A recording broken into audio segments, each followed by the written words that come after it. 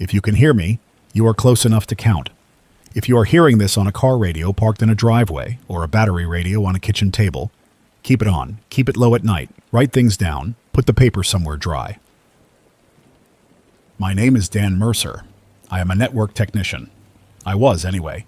For 16 years, I worked on the stuff people never see, the locked rooms with loud fans, the fiber runs under sidewalks, the cabinets full of routers with little lights that made you feel safe because they blinked all night.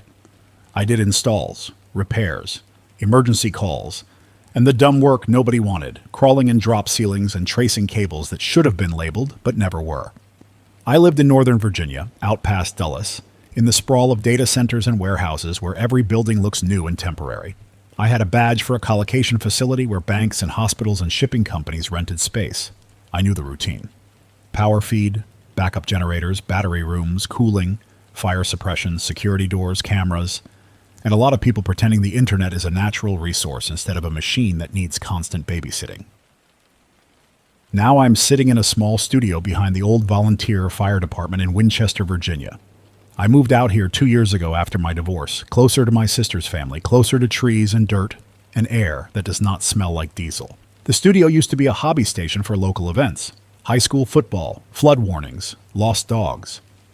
Then it got cut down to almost nothing because everyone streamed everything on their phones and the town council did not see the point. The tower stayed because taking it down costs money. The room stayed because nobody wanted to deal with it. The gear stayed because it was easier to lock the door than to inventory old equipment. When the blackout hit, this place went from a forgotten closet to the only steady voice some people in this county can find. I'm not saying that with pride. I'm saying it because you need to understand the scale of how fast things fell apart once the screens went dark. I'm going to say this plainly. This is not a normal outage. This is not a service disruption. This is not, we are aware of an issue with a little spinning icon and a cute apology. This is the backbone breaking in a way I have never seen. Satellites went quiet.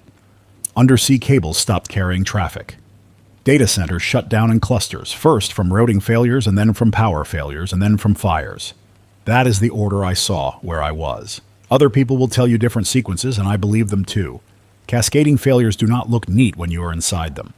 They look messy and random and personal. On the first morning, I was driving to a job in Leesburg, a small business. They wanted a new line run for a point-of-sale system. I remember it because the owner joked about how he could not keep paying processing fees, and I told him it was the cost of convenience. I regret saying that. At 8:30 in the morning, my phone went into that dead state where it shows bars but nothing moves. No messages, no maps updating, no email. I called dispatch. It rang and then it dropped. I switched to a different number. Same. I pulled into a gas station and everyone was staring at their screens with that same blank face people get when a vending machine eats their money. The clerk said her card reader was frozen. 2 guys were arguing over whether it was a hack or a solar storm or China or a government drill. I did not join the argument. I walked outside and I watched the traffic. People still drove. People still went to work. The world looked normal for about 3 hours. That is what scares me most in hindsight. How normal it stayed while the systems underneath it were already dying. By noon, the first real sign hit the public. Cash registers stopped. Not all of them. The ones that could run offline kept going. The ones that depended on cloud services froze. Some stores started writing totals on paper. Others just locked the doors because the employees were not trained to do anything without a screen telling them what to do. Gas stations were the first real choke point. Most pumps are controlled by systems tied into payment networks. If the network is down, the pump does not authorize. Some stations have manual overrides. Most do not. Lines formed anyway. People sat in their cars hoping the next refresh would fix it. At 2 in the afternoon, I drove back toward Ashburn because I had the gut feeling this was bigger than a local problem. I still had a key card for one of the facilities I used to service. It should not have worked. It did, because the access system still had power and the last authorization list cached. The lobby was crowded with techs and security and a few customers who had barged in from office parks nearby. The monitors on the wall that usually showed network status were blank or stuck. The building was humming, but the traffic graphs were flat. We were not seeing the usual flood of packets. We were seeing almost nothing. In a normal outage, you can trace it. You see a failure in one region, a bad fiber cut, a routing leak, a power event. You reroute. You push changes. You call carriers. You lean on redundancy. The whole point of the internet's design is that it routes around damage. That day, the damage was everywhere, all at once, and it did not behave like a single clean break. It behaved like coordination itself had died. Name resolution failed in weird pockets. Time synchronization drifted. Border routers started rejecting routes that should have been valid. People were trying to fix things, using tools that depended on the very services that were failing. Ticketing systems lived in the cloud. Authentication lived in the cloud. Documentation lived in the cloud. Even the phone bridges for conference calls were routed through internet-based services. We had people standing in a room full of equipment worth more than the county's entire budget, and we could not even pull up a diagram of the cross connects because it was stored on a remote drive that no longer existed for us. That evening, one of the battery rooms tripped. The building did what it is designed to do. It shifted load. It isolated the fault. Then a second room tripped. Then a third. The maintenance lead told us the batteries were overheating because the cooling systems were already strained. Why were they strained? Because the building's control systems were struggling with sensor feedback. Why were they struggling? Because half the monitoring was done through remote management services that were not responding, and the local fallback was never tested at full load because nobody wants to schedule a day where you pretend the world is ending. Just after 9 at night, the first generator start sequence failed on one side of the complex. Not the engines, the control logic. The thing that tells the engines when to engage and what load to take. It hesitated, then threw errors, then locked out. A security guard said, "So we are stuck in a building full of computers that cannot compute." People laughed for about 1 second, then the lights flickered and the laugh died. I left before midnight because I could see the panic building and I did not want to be trapped in that industrial park if the roads jammed.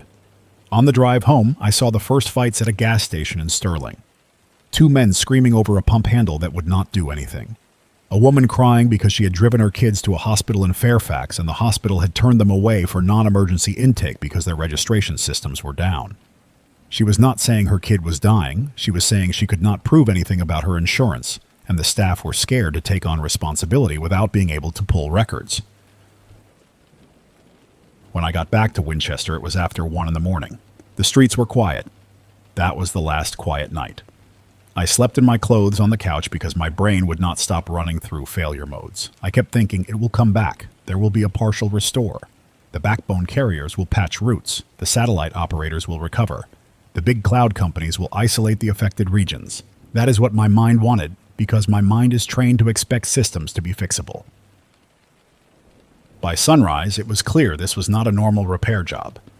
The grocery store by my apartment had a line out the door and a handwritten sign that said cash only, exact change only, no refunds.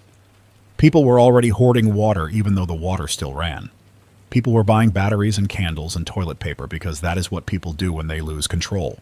The pharmacy had locked its doors because they could not verify prescriptions. The bank drive-thru was backed up with cars and a manager outside with a megaphone saying there was no cash delivery scheduled and the vault could not cover everyone. People yelled at her as if she had personally stolen the internet.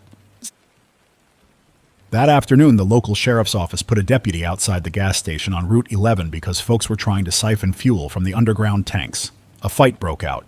Somebody got hit with a tire iron. I did not see it. I heard it from my neighbor, who heard it from her cousin, and the cousin had a split lip and blood on his shirt, and the kind of shaky laugh that means he got close to dying and is trying to pretend it was nothing. Here is the part I need to be strict about.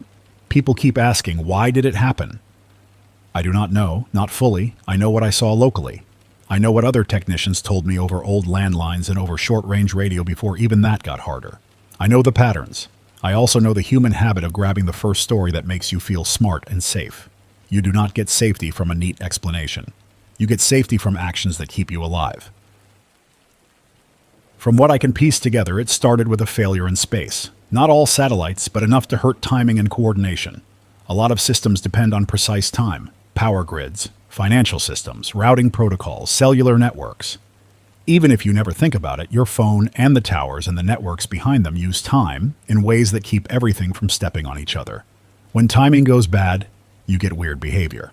Then came the ocean problems. Undersea cables carry the bulk of international traffic. They are not one cable. They are many. They have landing stations and repeaters and power feeds. If you lose enough of them at once, and you lose the ability to coordinate rerouting cleanly because timing and control planes are unstable, you can get traffic collapses that spread.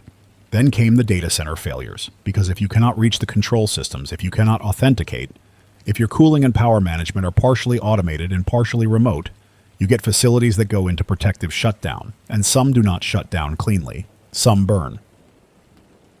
On day 2, my sister called me from Stevens City on an old corded phone she still kept in a drawer.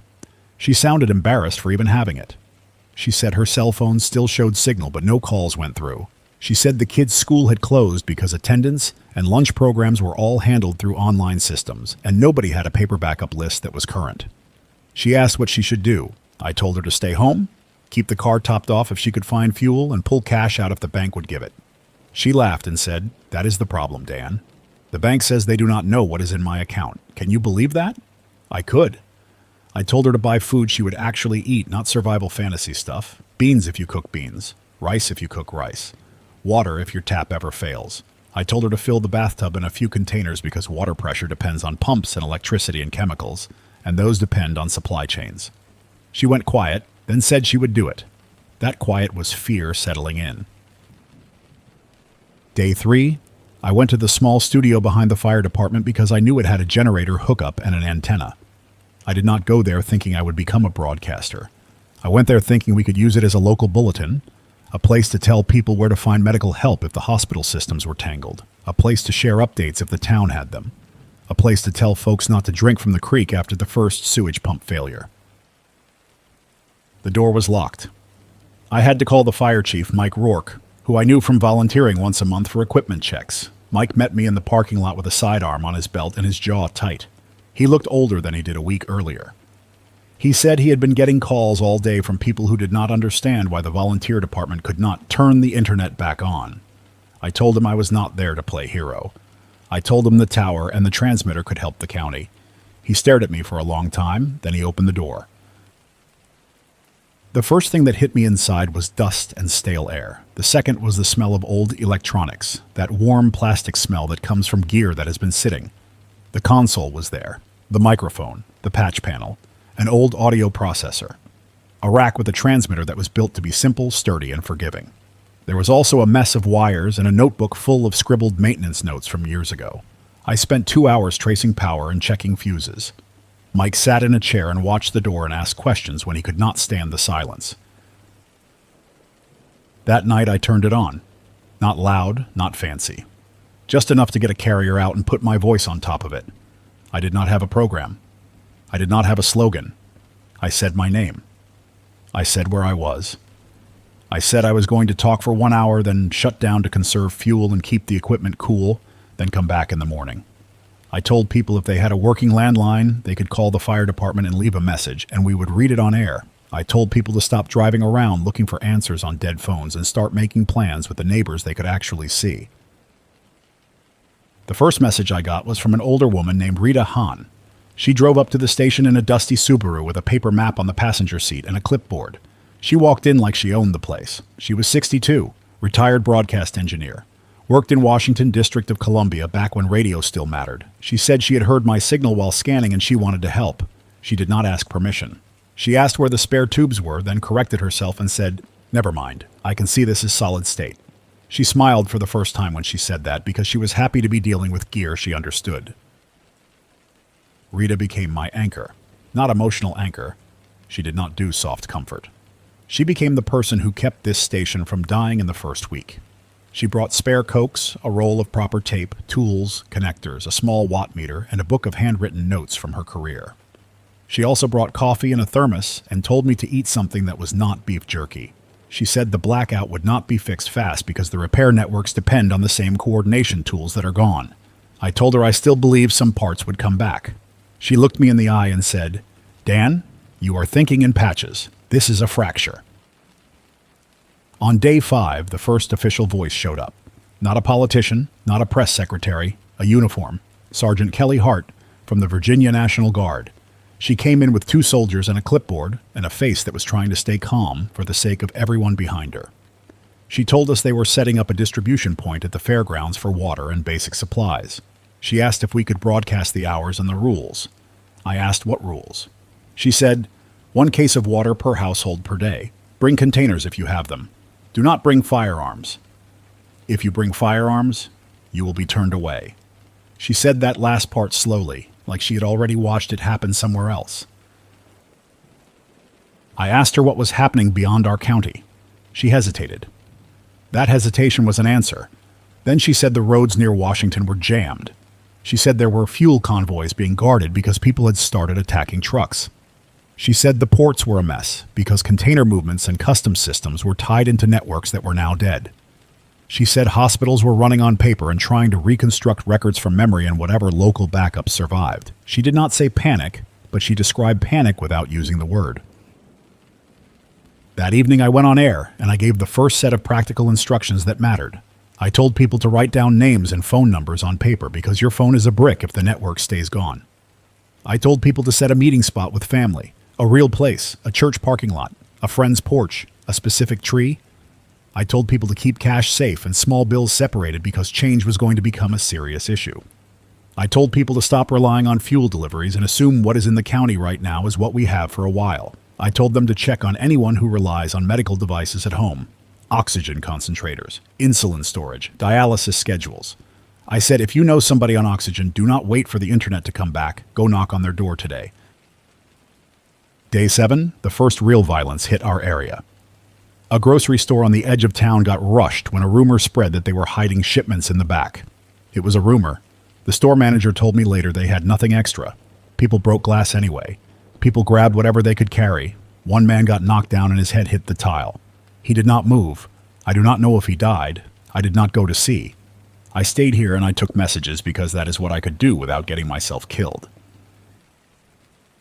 It is hard to explain how fast rumors become weapons when nobody can check anything. Before this, if somebody told you there was a riot in Richmond, you could pull up 10 videos and decide if it was true. Now you get one shaky story passed mouth to mouth, and by the time it reaches you, it sounds like the whole city is on fire. Sometimes it is not true. Sometimes it is worse than true. On day 9, we got our first long-distance human voice on air through a method that sounds stupid until you live in this world. Omar Castillo drove up in an 18-wheeler and parked it behind the fire station.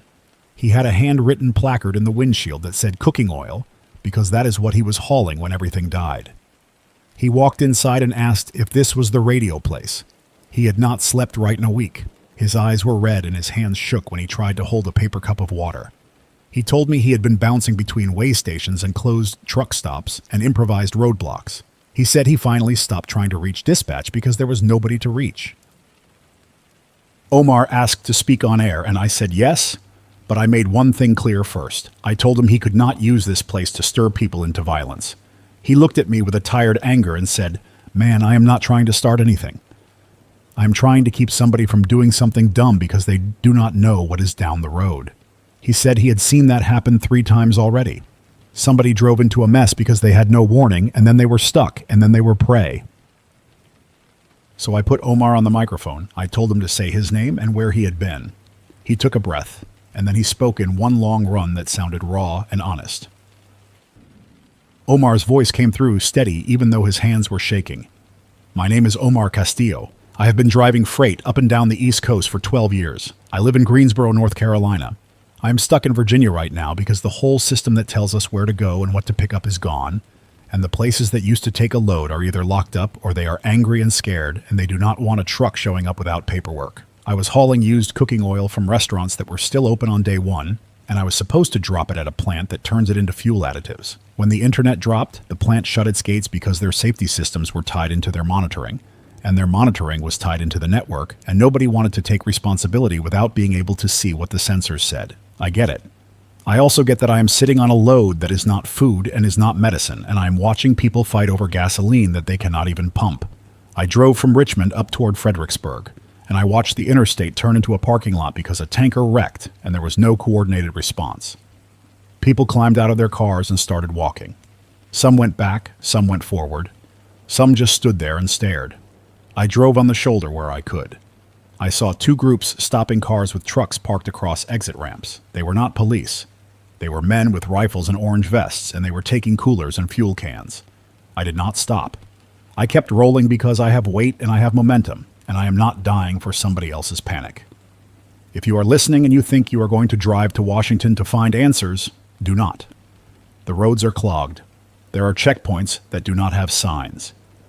There are people pretending to be in charge. There are also real soldiers in some places, and they are tired, and they are jumpy, and they are going to assume the worst if you roll up fast. If you need to travel, do it early in the morning, daylight, and have a paper map. If you do not have a paper map, do not travel. I mean that. Your phone cannot save you. Your phone will get you lost. When Omar finished, the room was quiet except for the hum of the transmitter. Rita nodded once, like she respected the honesty. Mike Rourke wiped his face with his hand and stared at the floor. Sergeant Hart looked out the window and said she needed to make a call and then remembered she could not. The messages started flooding in after that. Not digital flooding, real flooding. People drove up with notes. People walked up with notes. People sent kids on bikes with notes. My mother needs insulin. My father is stuck on the shoulder of Route 50 with a blown tire. Is the water safe? Where can I get baby formula? My husband left to find gas and did not come back. Here is a thing most folks never learn because the internet made it invisible. Logistics is not a bunch of trucks on a highway. Logistics is scheduling, tracking, payments, inventory, maintenance, and communication, all layered on top of each other. When the internet died, the trucks did not just stop. The whole coordination fabric tore. Drivers could not get paid. Dispatch could not assign loads. Warehouses could not verify deliveries. Fuel depots could not reconcile transactions. Ports could not clear containers. Rail yards could not prioritize shipments. Even if the physical stuff existed, it could not move smoothly. And when it does not move smoothly, people start stealing it. And then nobody trusts anyone. And then armed guards show up. And then it slows even more. Banking froze in a way that is hard to describe without watching it happen. It was not just cards failing. It was the idea of an account becoming abstract. People would walk into a bank, and the teller would say, "Our system cannot pull your balance." The teller still had cash in the drawer.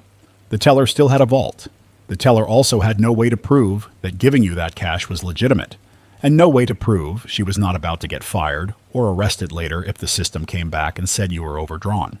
So they stopped. Some banks did a limited cash release per person. Some banks shut down completely. Some banks got mobbed. If you are listening and you still have cash, keep it hidden and keep it boring. Do not flash it. Do not brag about it. Do not tell strangers you have it. Cash buys food right now. Cash also makes you a target right now. On day 12, the county water plant put out a warning through Sergeant Hart. They were low on treatment chemicals. Not out yet. Low. That matters because water safety is not magic. You need filtration, chlorine, or other disinfectants, pumps, and operators. You also need spare parts. You need fuel for backup generators. If the chemical deliveries stop, the plant can still run for a while, then it turns into a gamble. That night, I told people to store water. I told them to use clean containers. I told them to label it. I told them not to be gross about it. People laughed at that last part, then they did it anyway. Rita spent that week climbing the tower with Mike, checking the feed line, tightening connectors, and grounding everything properly because storms do not care about your crisis. She also built us a schedule so the transmitter did not overheat. We ran morning, midday, and early evening. 3 blocks a day. We conserved fuel. We conserved the generator. We conserved ourselves. I started using the broadcast the way my old job trained me to think, in layers. First layer, safety information that has a short shelf life. Road closures, water advisories, where the guard distribution is. Second layer, trade information. Who has what, who needs what, where people are meeting to barter so nobody has to knock on random doors and get shot. Third layer, morale, but not the fake kind, the real kind, where you hear another human voice and you remember you are not alone and you are not crazy for being scared. We set up a physical bulletin board outside the fire station, plywood with staples. People posted notes. Mechanic available, bring parts. Nurse willing to check blood pressure, no charge. Need diapers, can trade canned soup. Found dog near Apple Blossom Mall. That board became a local version of what the internet used to do, but slower and safer. It also became a place where scams tried to grow. Rita caught the first one. Somebody posted free generator behind the old storage unit. Just ask for key. Rita tore it down and said, "That is how you get someone killed." She was right.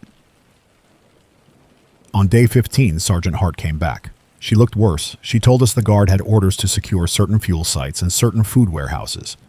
She said there were arguments about who was in charge because even within the government, so much coordination was handled by digital systems that were now dead. Paper orders existed, but moving paper across a broken country is slow. She said some units were acting on local leadership and doing what they thought was right. She said other units were just trying to keep their own families alive. She did not say it as a confession. She said it as reality. I asked her about satellites because everyone asks me, and I kept hoping she had real information. She said the military still had some limited communications, but nothing like before. She said some satellites were still in orbit but had gone silent. She said ground stations could not consistently lock. She said there were rumors of debris events. She said she did not have proof and she was not going to spread guesses. I respected that. The city of Washington, District of Columbia, started bleeding people outward by the third week. You could feel it in Winchester. More strangers. More cars parked on side roads. More people asking where the nearest hospital was. More families with suitcases who looked shocked that a small town did not have answers. I am not blaming them for leaving. I am saying cities need flow. Food in, waste out, people moving, money moving. When flow stops, tension builds fast. One afternoon, a woman named Lena Broussard walked into the studio with a backpack and a tired face and told me she had been a nurse at Inova Fairfax before the blackout. She asked to speak on air, not to tell a dramatic story, but to tell people what to do if the health system collapsed further. I said yes. I told her the same rules I told Omar. No stirring violence, no rumors, practical truth. She nodded and sat down, and when she spoke, she sounded steady in the way people do when they have been the calm person in a room full of panic for too long. Lena's voice filled the room. My name is Lena Broussard. I am a registered nurse. I worked in a medical surgical unit outside Washington for 9 years. I left because the hospital was no longer safe for staff or patients. I want to say that clearly because people keep thinking hospitals are going to be the last stable place.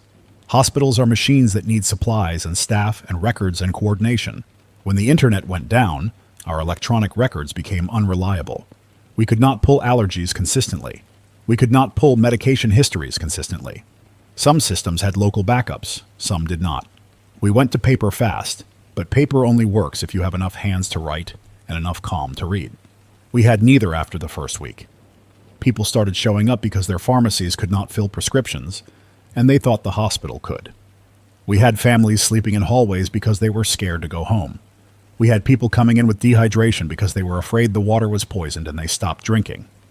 We had diabetic patients who could not keep insulin cold because their power was out, and they were trying to ration it and they got sick.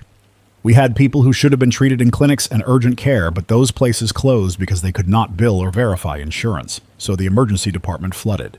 The staff got exhausted. Security got overwhelmed. Then the fight started. Not just patients, families, people accusing nurses of hiding medicine, people trying to steal oxygen tanks, people trying to take supplies out of rooms. I watched a man shove a resident physician into a wall because the resident would not give him antibiotics without an exam. I watched a woman slap a nurse because the nurse told her she could not have narcotic pain medication without a provider order, and the provider was triaging someone who could not breathe. I am telling you this because if you are listening and you are managing at home, you need to stay home if you can. Keep your wounds clean. Wash your hands. Boil water if you are unsure. If you have a fever and you can still breathe and drink, rest and hydrate. Do not drive to a hospital because you are scared. Drive to a hospital because you are dying. If you have insulin, protect it. If you have antibiotics, do not take them because you are anxious. Save them for when a clinician tells you. If you have elderly family, check on them twice a day. Make sure they are drinking water and eating something. If you have neighbors who live alone, knock on their door and ask if they need anything. And if you are afraid to knock because you do not trust people, bring someone with you and do it anyway. Isolation is killing people right now. When Lena finished, she sat back and stared at the table for a moment. Then she wiped her face with the back of her hand like she was annoyed at herself for getting emotional. Rita slid her a bottle of water without saying anything. This is the part where I check my own assumptions because I keep hearing my old technician brain whisper, "It can be rebuilt. I want to believe that." I also have to look at what rebuilding really means when the world is this fractured. The internet is not a single machine you reboot. It is agreements between thousands of companies and agencies and operators. It is routing tables that shift in seconds. It is trust chains. It is cryptographic keys. It is certificate authorities. It is physical fiber that crosses oceans and continents. It is satellites and ground stations. It is power grids that feed data centers. It is cooling systems. It is people with expertise, and those people are now trying to keep their families safe. Even if you could fix one piece, you still need the rest to cooperate.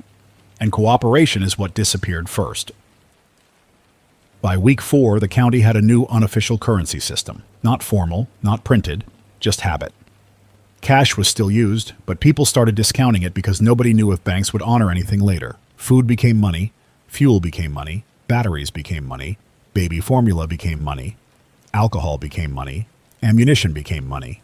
I hate saying that, but it is true, and if you pretend it is not true, you will walk into a bad situation unprepared. We started reading trade listings on air twice a day. Need propane, can trade canned vegetables.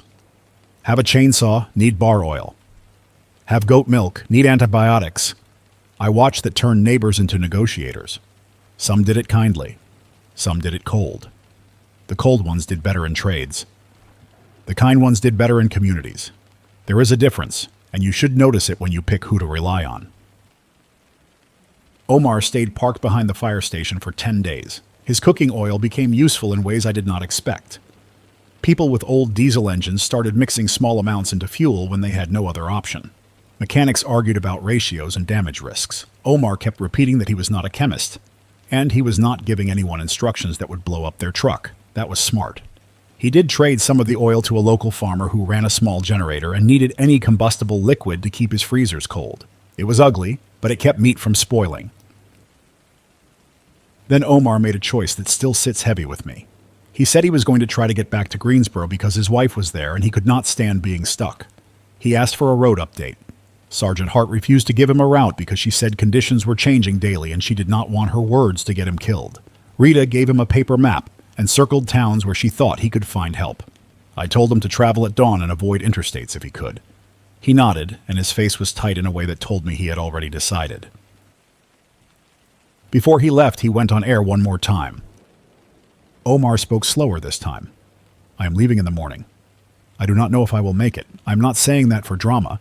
I'm saying it because there is no way to call for help if I break down, and there is no way to check in with my people unless I physically get there. I want you to understand something. A lot of the danger right now is not gangs or the military or whatever story you heard. It is simple misunderstandings. You pull up to a small town, and you look tired and desperate, and you ask for gas, and the people there think you are the start of a problem, so they point a gun at you, and then you do something stupid because you are scared, and then somebody dies. If you travel, do not roll into town at night. Do not pull into somebody's driveway because you are lost. Do not argue with a man who is guarding his own property because you think you have rights. Rights do not stop a bullet. Talk calm. Keep your hands visible. Be willing to leave. And if you are the one guarding your town, do not shoot first because you are angry that the world changed. You shoot first, and you will spend the rest of your life remembering the face you erased. I am telling you that because I have seen men do it already, and they are not proud. They are hollow. Omar rolled out at 5:30 in the morning with his truck lights off until he hit the main road. I watched from the bay door as he disappeared into fog that was real fog, not poetic fog, just cold valley air. I do not know if he made it. I have not heard from him again. Week 5 is when I stopped waiting for the internet to come back and started thinking about what replaces it locally. That shift hurt. It felt like admitting a death. I also caught myself doing a common technician bias, believing that because I understand parts of the system, I can predict the whole system. I cannot. Nobody can, not now. The only thing I can do is watch what is happening in front of me and adjust. So we built routines. Morning broadcast at 7. Midday broadcast at noon. Evening broadcast at 6. We posted summaries on the plywood board. We kept a ledger of messages so rumors did not overwrite facts. Rita insisted on that. She said, "If you do not keep records, you will start believing your own mistakes." She was right. Sergeant Hart started using us as a relay. She would bring paper notices stamped and signed about distribution schedules, curfews, and safety advisories. She did not always love that we were a civilian station. I could see the tension. In her world, information is controlled because it can get people killed. In my world, information is shared because ignorance gets people killed.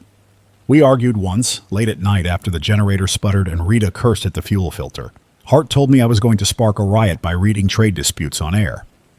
I told her hiding problems does not erase them. We both shut up after that because we were both tired, and we both knew we were partly right. Lena stayed in town and started doing what she said on air.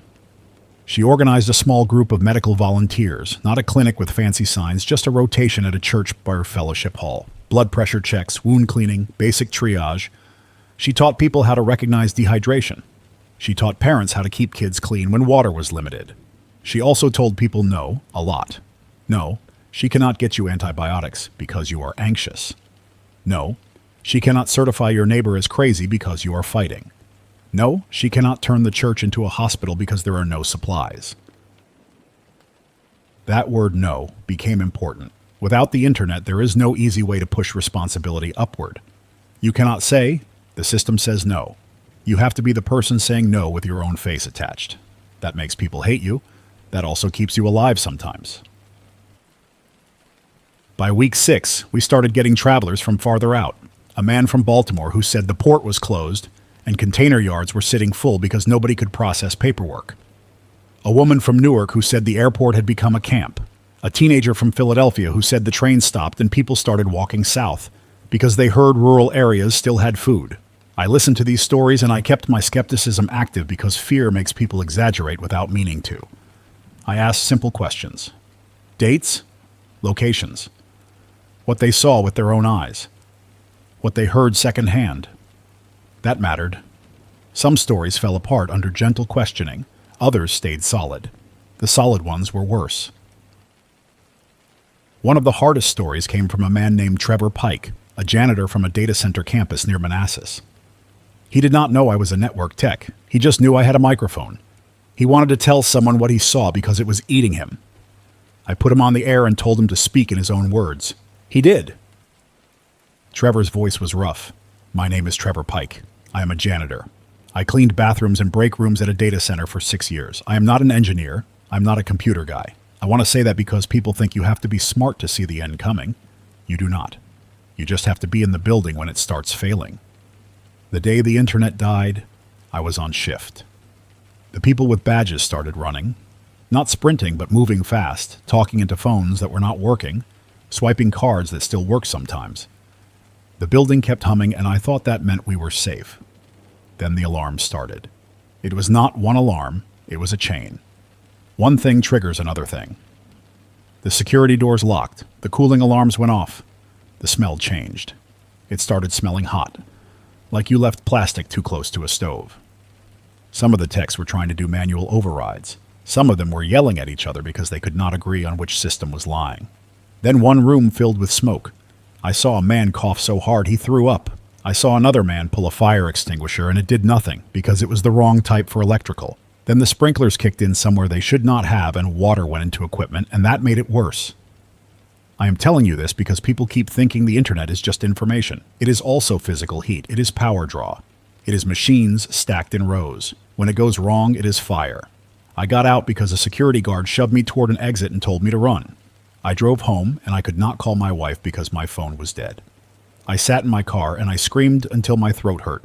And then I went inside and pretended I was fine because my kids were watching.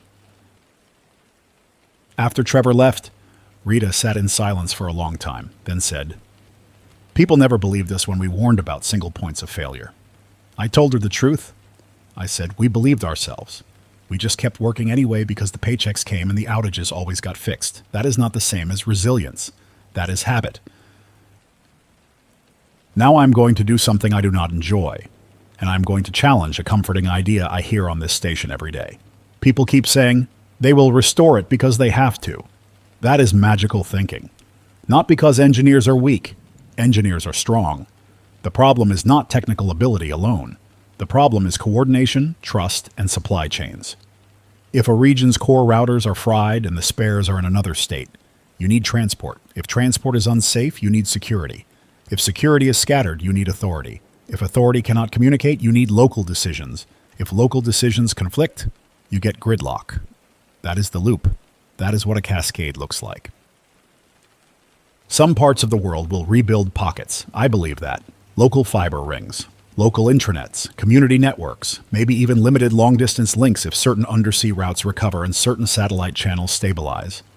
But the global, always-on world you knew, where a warehouse in Ohio can talk to a port in Rotterdam in seconds, that might be gone for a long time. Not because nobody wants it, because the ladder to climb back up is missing rungs, and the people who could build the rungs are busy trying to keep their kids fed. That belief is what kept me from freezing in place when week 6 started falling apart faster than week 5. I needed something actionable. The internet might be gone, is a statement. What do we do at 8 in the morning when the water plant calls and says their last drum of disinfectant is almost empty, is a problem you can move on. Rita and I drove to the county water treatment building on the edge of town. Not a fancy tour. We rolled up with a fire department pickup because Mike signed it out and told us to take it, and Sergeant Hart said she would meet us there with 2 soldiers because the last time somebody mentioned water shortage, people tried to break in and fill barrels from the wrong pipe. The plant manager, a man with a gray mustache and tired eyes, walked us through in silence. He did not give his name on purpose. He said he had already gotten threats. His staff was down to a skeleton crew because people stopped showing up when their kids got sick or when they got scared to drive in the dark. He showed us the chemical room and the feed pumps and the gauges. He told me straight, the process still works, but he cannot keep it safe without steady chemical deliveries. He said, I can stretch it if we lower output, but lowering output means pressure drops, and when pressure drops, you get backflow issues, and then your problem becomes everything. We stood there and listened to the building hum, and the hum felt fragile. Not poetic, just practical. One motor burns out and there is no service truck. One bearing fails and you can't order a replacement and have it on a dock tomorrow. You start cannibalizing old parts. You start improvising. Improvising works until it does not. Sergeant Hart pulled me aside near the loading bay and said the state had set up a convoy plan for the treatment chemicals. She said it in a low voice because she did not want anyone outside hearing it and thinking they should chase it. She said they were trying to move chlorine and coagulant from a warehouse near Roanoke to smaller plants that were running low. She also said 2 convoys had been stopped on the road by people claiming they were acting under local authority. Her face tightened when she said that. Then she added, I do not know if it is just thieves or if some counties are going full isolation. Either way, it turns into armed stops. I asked the obvious question. How do we request help without the internet? Hart gave me a look that said she was tired of obvious questions. Then she answered anyway. She said, runners, paper, radio when we can, mostly runners. That afternoon I got on air, and I did not sugarcoat it. I told people the water was still running and still being treated, but the safety margin was shrinking. I told people to store water in clean containers. I told people if a boil order comes, it means boil, not I heated it a little. It means a full rolling boil, and then cool it covered. I said, if you cannot boil because you have no fuel, you need to find someone who can, or you need to get water from a distribution point. I said, do not pretend your stomach will negotiate with bacteria. That broadcast made 2 things happen at once. People started preparing, which was good. People also started panicking early, which was bad. Within an hour, the trade board was full of water for ammo posts and 5 gallons for $50. And 1 note that just said, take what you need from the plant they owe us. Mike tore that last one down himself, and he stood there staring at the empty staples as if he could scare the paper into behaving. That night, someone tried to cut the chain on the gate at the water plant. Sergeant Hart's soldiers caught them. They were shouting. There was a warning shot into the dirt. Word traveled by breakfast that the guard shot a man over water. That was not true. The shot went into dirt. The man ran. Nobody got hit. The rumor still landed in people's heads as truth because fear makes a cleaner story than reality. We learned fast that our broadcast could prevent catastrophe and also trigger it. That is a brutal balance. Rita told me we needed a protocol. She said, you do not announce a convoy route. You do not announce a warehouse location. You do not announce exact times for anything that can be robbed. She pointed at the map on the wall and tapped it with a finger. You announce general windows. You announce rules. You announce what people can do at home. You do not serve thieves on a plate. The next crisis hit the grid. Not the whole grid, not a dramatic national blackout. Rolling failures, brownouts, areas flickering off for an hour, then coming back. Other areas dropping for half a day. The problem was not just fuel. It was coordination. Substations rely on control systems to monitor, load, and adjust. Those systems were never meant to operate for weeks without the normal communications environment. When timing drifts and monitoring is partial and operators are exhausted, you start making conservative choices. Conservative choices keep equipment from frying. Conservative choices also cut power to neighborhoods that are already boiling water on camp stoves and trying to keep insulin cool in a cooler full of melting ice. A brownout at the grocery store spoiled their last refrigerated stock.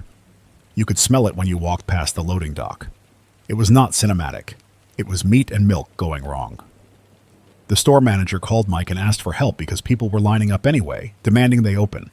Mike told him to keep the doors locked until he had guards. The manager said he did not have guards. Mike said, "Then you are not opening." The manager screamed into the phone. Mike put the phone on the hood of the truck and just stood there, breathing slow, then picked it back up and repeated the same sentence until the manager stopped screaming. Lena came on air the next morning and said something that needed to be said by someone who was not me. Lena spoke in one long, steady run. If you have food that is spoiling because your refrigerator is dead, cook it now if you can and share it fast. If you cannot cook it, do not eat it. People keep thinking they can smell a little sour and push through. You cannot push through food poisoning when the hospital cannot help you. Diarrhea and vomiting will dehydrate you. Dehydration will kill you.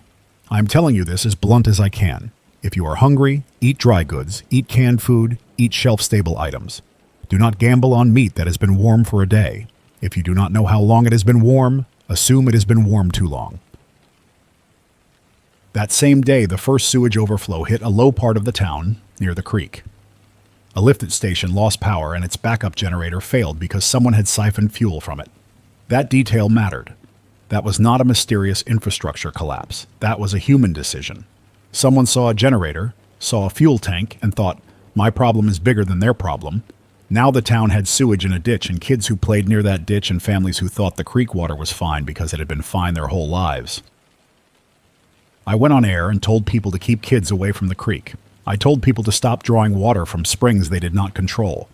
I told people to wash hands and treat every stomach bug as serious.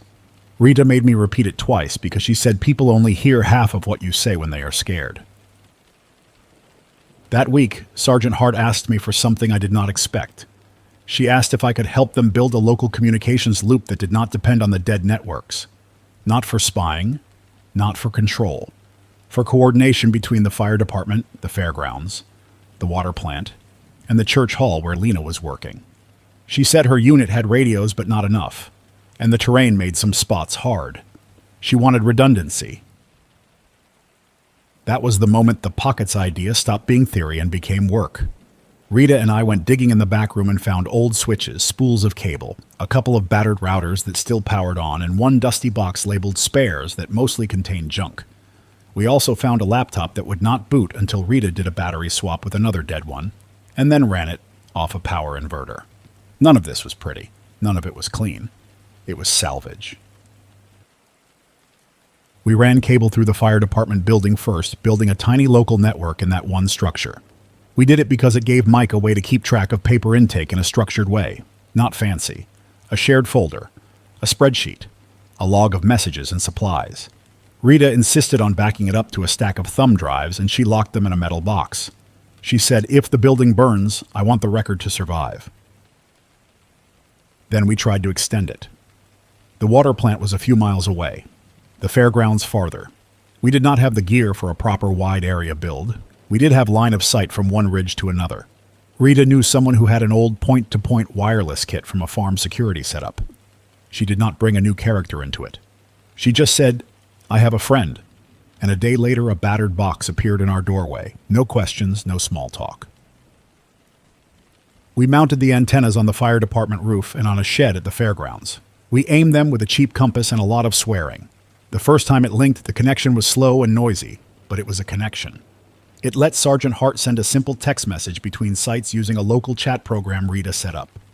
It let Mike send Lena updates about supply arrivals without sending a runner through traffic.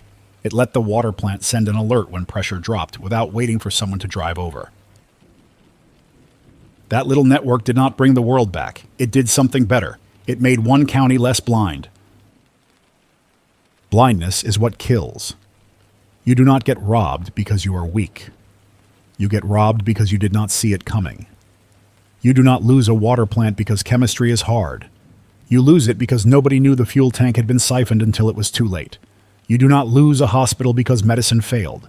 You lose it because the staff did not know what supplies were coming and what supplies were gone, and families turned into mobs when they felt lied to. In week 7, a fuel depot near Front Royal caught fire. That is the clean headline version. The real version is a chain of bad choices. A group tried to break in at night. They cut a fence. Somebody brought a truck and a pump. Somebody else brought a flashlight. Somebody else brought a cigarette. The fire started fast. The smoke column was visible from miles away in daylight. The heat bent metal. The depot had emergency shutoffs, but the control system was designed for a staff facility. The staff had been reduced. The guards were gone. There was nobody in the right place at the right time. When the depot burned, it did not just remove fuel, it removed hope. People in this area have been living on the belief that more fuel was coming, that the trucks would arrive, that things would stabilize. A depot fire is a physical proof that what you have now might be all you get. That night, the roads filled with people driving aimlessly, searching for an open pump that did not exist. Someone fired shots in the air near a closed station. Not at anyone, just into the sky. A stupid display that makes everyone else's hand move toward their own weapon. Mike told me later he nearly went out there and then stopped himself because he said, "If I go, I cannot ungo. If I show up with a gun, I am part of it." He stayed at the station and kept the doors locked. That decision probably saved him. Sergeant Hart imposed a curfew in town for 3 nights. She hated doing it. I could see it in her posture. She did not want to become the person telling civilians when they could walk outside. She also knew that after dark, misunderstandings turn into dead bodies. Because you cannot see hands and you cannot read faces. She asked me to broadcast the curfew and to explain why. Not threaten, explain. I went on air and said it in plain language. Curfew starts at 9. If you are outside after 9, you risk being stopped at gunpoint. Not because anyone wants to bully you, because the town cannot manage random movement at night right now. I told people to plan their runs earlier, to check on neighbors before night, to keep their lights low, and to keep their tempers under control. I said, do not turn your fear into a weapon pointed at your own street. The next day we got our first real cold snap. Not a blizzard, not a movie storm. Just a hard drop in temperature overnight that froze shallow pipes and made people burn through fuel faster. If you have never lived through a rural cold snap with unreliable power, it is exhausting. You wake up, and your breath is visible in your bedroom. Your hands hurt opening jars, your car battery groans. Your propane gauge drops faster than you thought it could. People start using unsafe heaters. People start bringing grills inside. People start sealing windows in ways that trap carbon monoxide. Lena came on air again and gave the safest instructions she could without turning it into a lecture. She told people not to run charcoal indoors. She told people to crack a window if they had to use any fuel-burning heater. She told people to sleep in one room and use blankets and body heat and common sense. She said if someone is confused and sleepy and their skin looks flushed, get them into fresh air immediately and assume poisoning, not they are just tired. That cold snap is when we lost old Mr. Chandler on East Cork Street, not to violence, to a stupid heater decision. His neighbor found him in the morning and ran to the fire station, and Mike sent people and they pulled him out and tried, but it was already done. The neighbor sobbed on the bench outside our studio and kept saying, he was fine yesterday. That sentence is going to be carved into this whole era. Fine yesterday. Dead today. The same week, our little local network got tested in a way that made me sick. The water plant pressure dropped fast in one neighborhood. If the pressure drops too low, contamination risk spikes, because the system can pull in dirty water through leaks. The plant manager sent an alert through our local link. Sergeant Hart got it at the fairgrounds. She told her soldiers to start driving loudspeakers through the affected area, telling people to boil water. Mike got the same alert and dispatched volunteers to post paper signs at key intersections. Without that local link, we might have lost a day. A day is long enough for kids to drink from a faucet and get sick, and for grandparents to get dehydrated, and for the hospital to drown. With the link, we got the boil advisory out in an hour. That did not feel heroic. It felt barely adequate. It still mattered. Then the rumor machine tried to eat us again. Someone started telling folks that the water plant was poisoned on purpose and that the guard was covering it up. That kind of rumor is gasoline. It turns fear into rage. Rage wants a target. The water plant is a visible target. The workers are human targets. Rita and I made a decision that day that I want to lay out clearly because it was not comfortable. We put the water plant manager on air. Not his name, not his face. Just his voice, behind the microphone, explaining in plain language what happened and what they were doing. We cleared it with Mike and Hart first because we were not about to get him killed. Hart did not love it. She agreed because she understood what rumor could do. The manager spoke and he sounded angry for the first time. I am the person running that plant. I have kept water safe through floods, power storms, and staff shortages. I am not poisoning anyone. The pressure dropped because we had a pump failure. And we had a pump failure because equipment is wearing out and deliveries are not steady. That is the truth. We are running on backup. We are isolating the affected segment. We are flushing lines. We are increasing disinfection as much as our stock allows. If you want to help, stop spreading garbage stories, stop threatening my staff, and stop trying to break into my building. If you break my plant, your kids will drink unsafe water and your anger will not clean it. After that, the threats slowed. They did not stop. They slowed. In this world, slowing a catastrophe is a win. Week 8 brought the first organized robbery attempt on the fairgrounds distribution point, not a desperate mother trying to grab extra water. An organized group, 3 vehicles, masked faces, weapons. I'm not going to describe the weapons in detail because it does not help. They came in at dawn when the line was already forming. They tried to force their way to the supply pallets. Sergeant Hart's soldiers blocked them. People screamed. A shot got fired. Not into the air, into a truck tire. Hart told me later she aimed for rubber on purpose. She said she would rather disable the vehicles than kill someone because killing someone has consequences that last longer than a stolen pallet. The masked group backed out and left. They did not get supplies that day. What they did get was a message to the whole county. If you show up with force, you can change the rules. That message spreads. That message creates copycats. That night, Hart came to the station and asked me for a favor that was more personal than anything she had asked so far. She said she needed to speak on air, herself, in her own voice, and she needed it to sound human. Not command voice, not official voice, human. She said if people kept believing every story that comes out of fear, then we would be fighting each other all winter. I put her on air. Rita watched the levels. Mike stood by the door. Lena sat in the corner, arms crossed, face tight. Hart took a breath and spoke. Sergeant Hart's voice was steady, but not polished. This is Kelly Hart. I am a sergeant with the Virginia National Guard. I am not here to play dictator. I'm here because the county asked for help and because my own family lives in a county not far from here, and I know what it feels like to look at a dark phone and realize you are on your own. This morning, an armed group tried to steal supplies meant for everyone. We stopped them without killing anyone. I want you to understand why that matters. If we start killing each other over water and fuel, there is no recovery from that. You can rebuild a pump station. You cannot rebuild trust once it is gone. If you have information, bring it to the fire department. Do not spread it at the gas station. Do not spread it in a line where tempers are already hot. If you see someone trying to stir people into violence, step away and report it. If you are angry at me because there is a curfew, be angry. I can handle your anger. Do not turn your anger into a reason to attack your neighbor. I'm saying this because I have watched other towns fall into that pattern in the last weeks, and they do not get out. They just get meaner until someone dies, and then everyone pretends it was inevitable. It is not inevitable. I sat back after that and stared at the board with all the notes and realized how thin the line was between community and pile of armed households. The internet used to absorb conflict. Not because it made people kinder, but because it gave people distraction and outlets and the illusion that someone bigger was watching. Now every conflict is local and immediate and personal. Then came the day I had been dreading, the one where I had to admit out loud that even our pocket network could fail for stupid reasons. We lost the link to the fairgrounds for 6 hours because ice formed on the mounting bracket and the antenna shifted a few degrees. That is all it took, a few degrees, no sabotage, no attack. Weather and metal and gravity. Rita climbed up there with Mike and tightened it back down, hands numb, face hard. When it came back online, she came into the studio and said, "Write this down.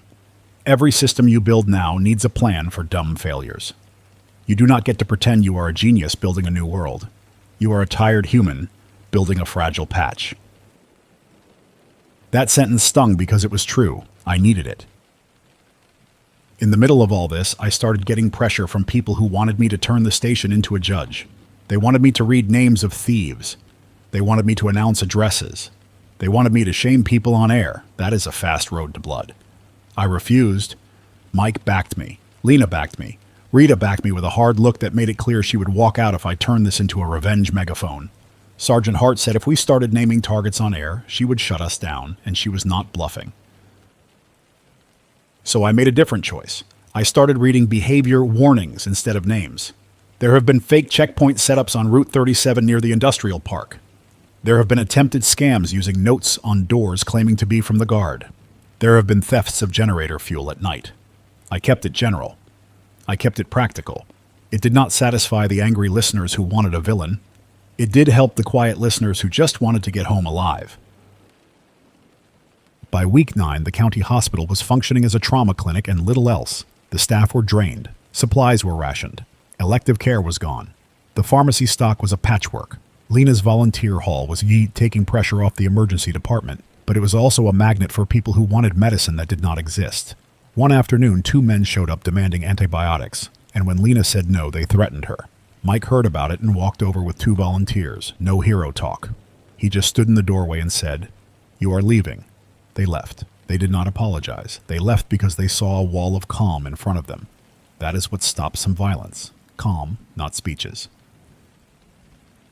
That same day, a transformer failure knocked out power to a section of town for 14 hours. We kept broadcasting on generator. People started gathering outside the fire station at night because our building was one of the few places with steady light. That sounds harmless until you realize crowds become pressure. Pressure becomes demands. Demands become force when nobody is getting sleep. Mike asked Hart for a small patrol presence around the station during the broadcast hours. Hart gave it. She did not like spending soldiers guarding a radio closet. She did it because she understood that if the station dies, people get even more blind. I have to say one more technical thing here because I keep hearing people treat the internet as a single switch somebody refuses to flip. Even if you restored a connection tomorrow, what comes back is not the same. A lot of security depends on certificate systems and time and trust chains. When time drifts and systems have been offline, those certificates expire. Authentication fails. You cannot just plug back in and have banking work. You cannot just plug back in and have logistics software trust its own data.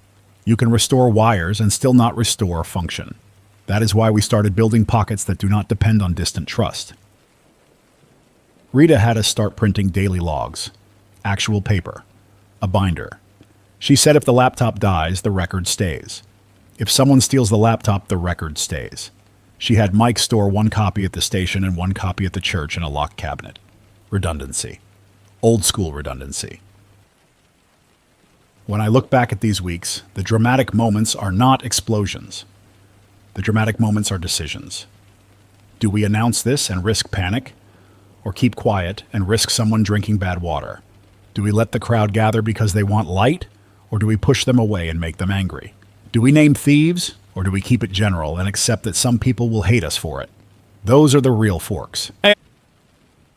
I'm going to end this continuation with a scene that is still happening in my head every night, because it was the clearest proof that we are living in a different world now. On a cold morning, right after dawn, a father came to the station with his son. The boy was maybe 9.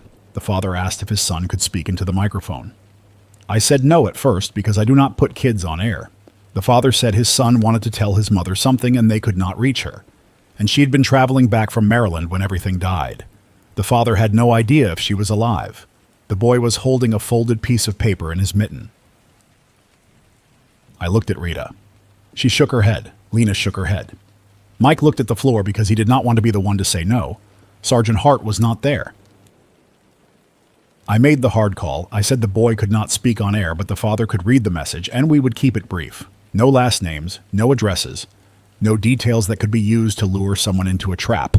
The father nodded. He looked grateful and ashamed at the same time. which is a face I am seeing everywhere now. The father spoke into the microphone, and his voice cracked once, and then steadied. If you are out there, if you are listening, this is for you. We are in Winchester. We are safe for now. Your son is here. He is okay. We are at the fire station. If you can get a message to us through anyone, do it. We will be here at 7 in the morning and noon and 6 in the evening. We love you. We are waiting. When he finished, he stepped back and stared at the microphone as if it might answer him. The boy did not cry. The boy just stood there and held that folded paper tighter and asked, very quietly, "Is this what people did before phones?" Rita answered him without softness and without cruelty. "Yes," she said, "and it worked often enough to keep trying." That is where I'm going to pause. We are still here. The generator still runs. The tower still stands. The county is still mostly intact, with cracks spreading. The pockets we build do not solve everything, but they keep us from drowning in the dark.